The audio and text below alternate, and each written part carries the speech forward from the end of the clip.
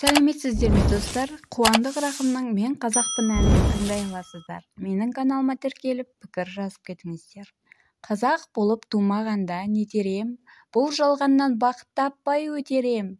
Желде жүйрік жылқы мінбей жалғанда, аламанда ат оздырмай кетерем.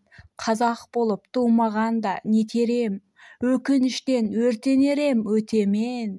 Қасиетті домбыраны қолға алмай, қоңыр үнді әуелетпей кетерем. Мен қазақпын, бойымдағы қан қазақ.